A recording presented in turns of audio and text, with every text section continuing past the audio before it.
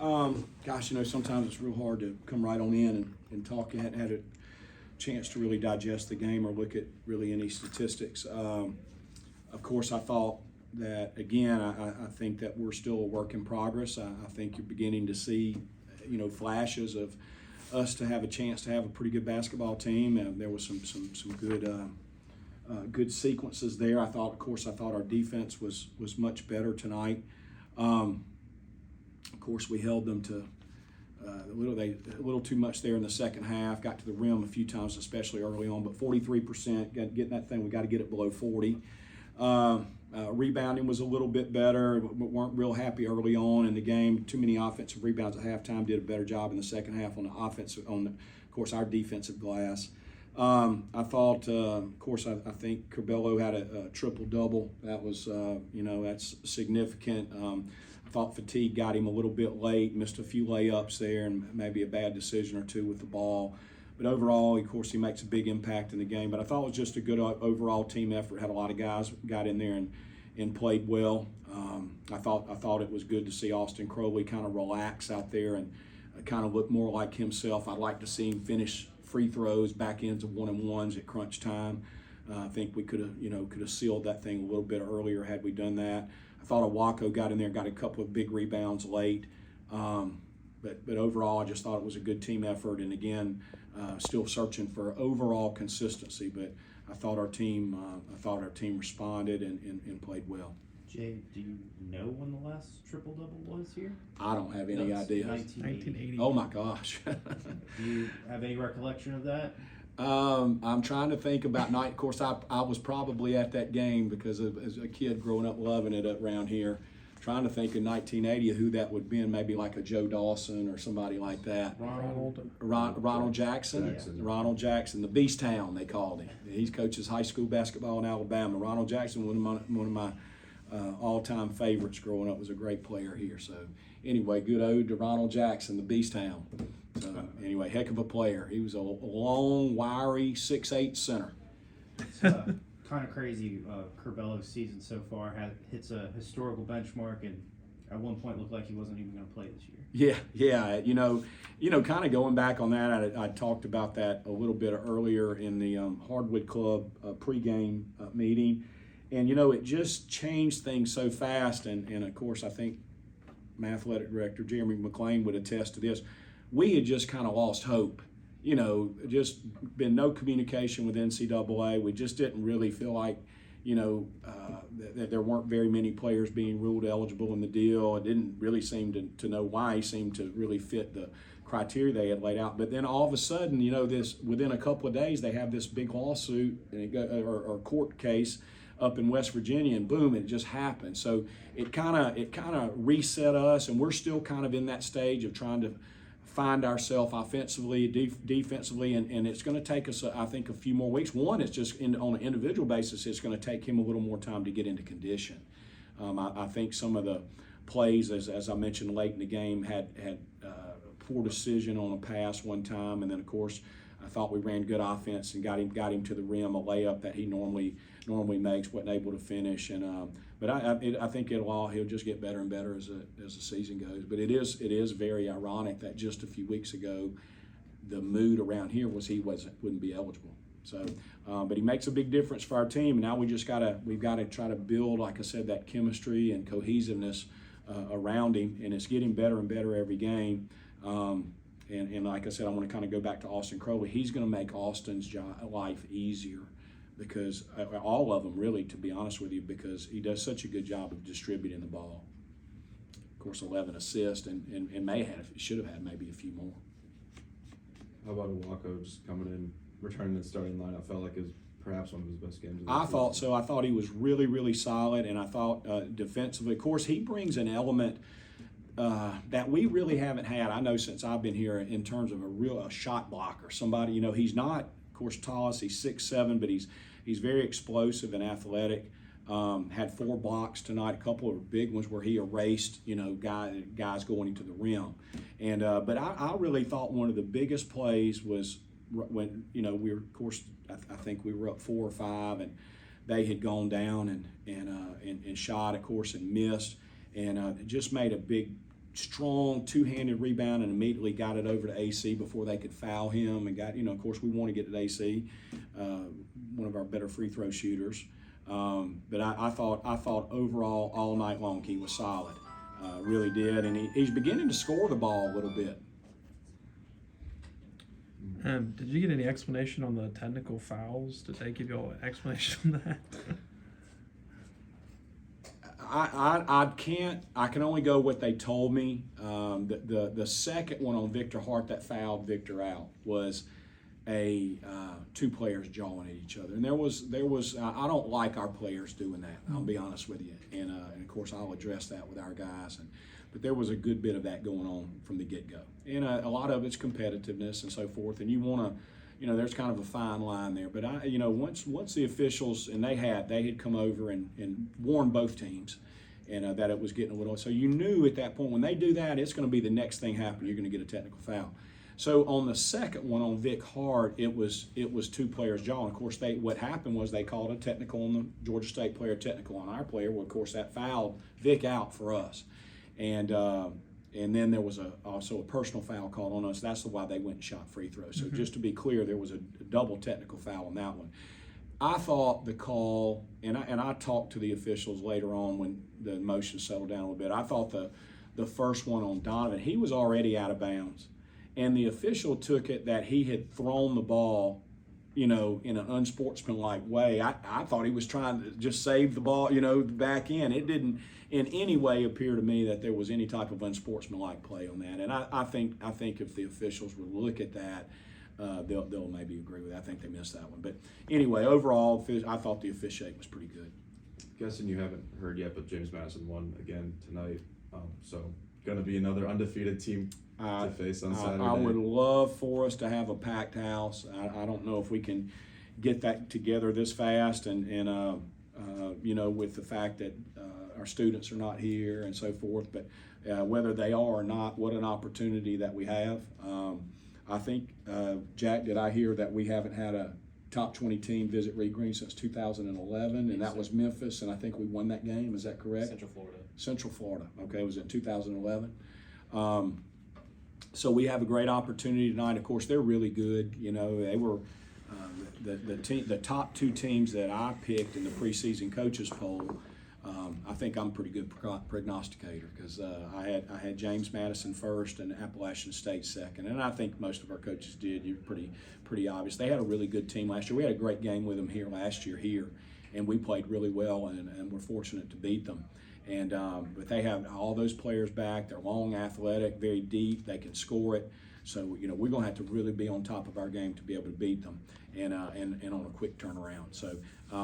Do you know how bad their score or what their score was? I think they won by like 10 or something. Won by 10 or so. Because Louisiana it's not easy to win there, and I know they're like us. They've won a lot of games over the last 2 seasons at home, and 18 or 19, 20-1, something like that. So to go in there and beat them is pretty impressive.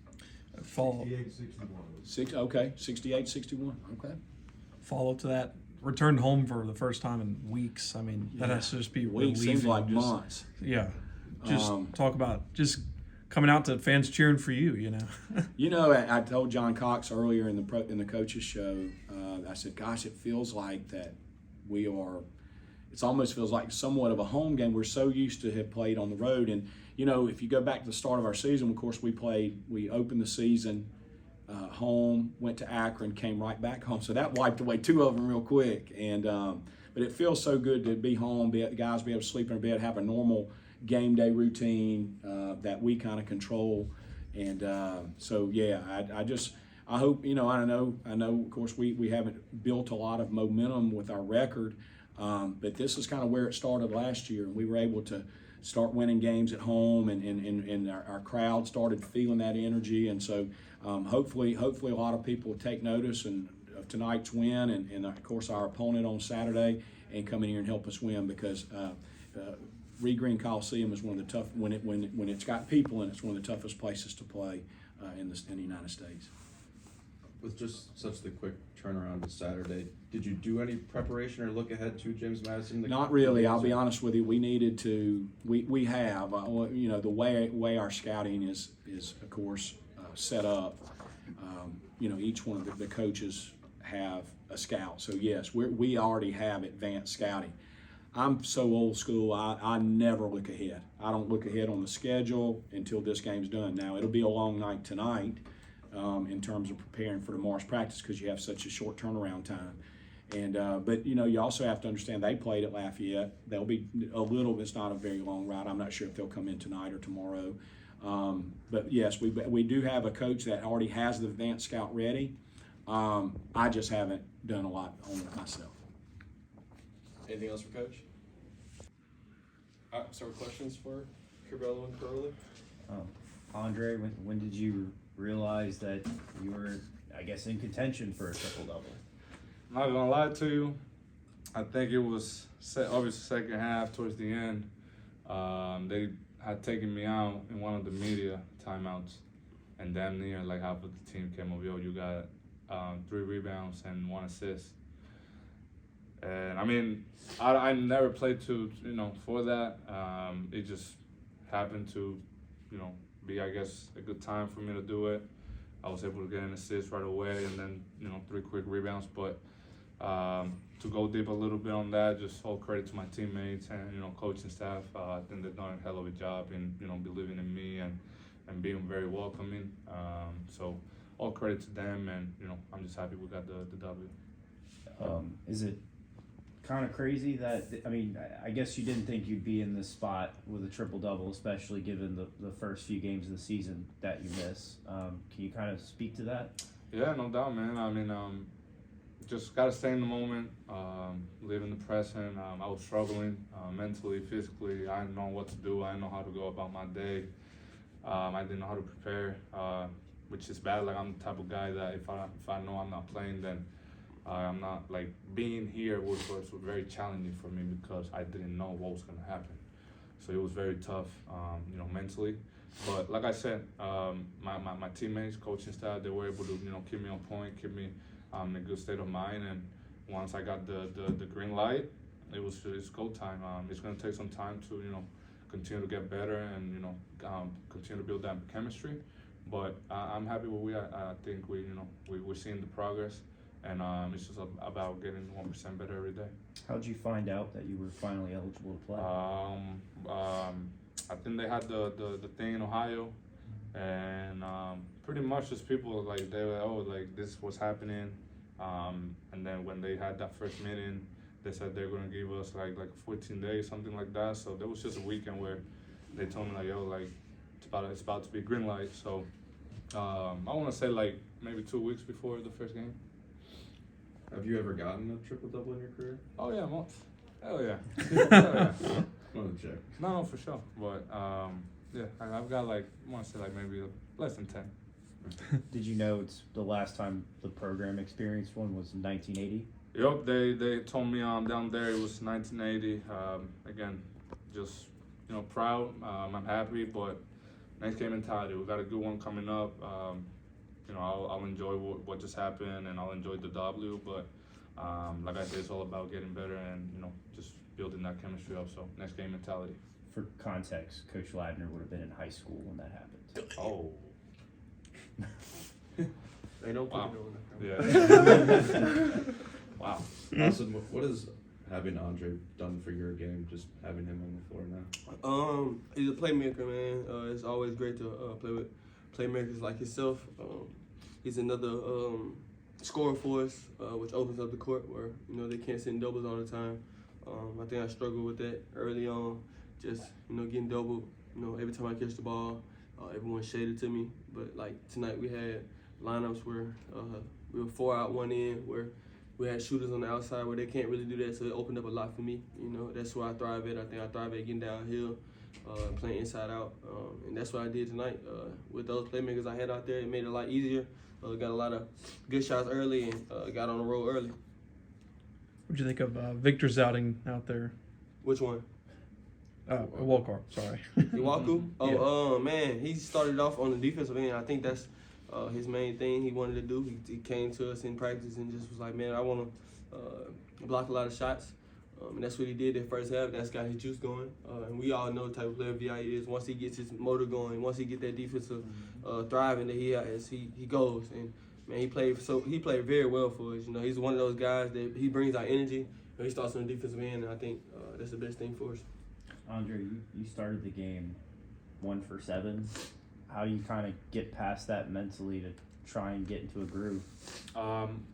Credit to my teammates and coaching staff, man. I think they've done a great job when telling me, hey, we need you to be aggressive. And I've realized that if I can get myself going early, that'll open up, shots and lanes and, gaps for the other guys and for me to operate. So I think, again, my teammates trusting me and just keeping me on point. Hey, we need you to be aggressive. We need you to be that guy. And that's what I've been doing. I think as the games go on, I'll keep getting better and, so I'll smoothen out. But again, just credit to my teammates, man. They make me feel how I feel every day. You've got another big game, James Madison on Saturday. Quick turnaround. They won again tonight, so they're still undefeated. What's just your initial thoughts on facing a tough opponent like that? I think our thoughts is win the game. Just another game. We don't look at anyone too high, too low. That's the thing Coach Warren emphasized to us these last couple of days. Like, never get too high, never get too low. We know the type of team we are. We understand that if we bring our energy and we play as well as we can, we know we could beat anyone. So, it was a struggle. We went through a couple struggles, but it's always like I said, man.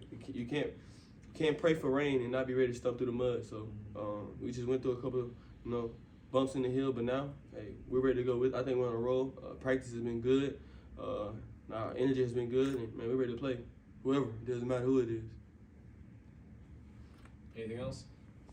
All right. Thanks. Appreciate you.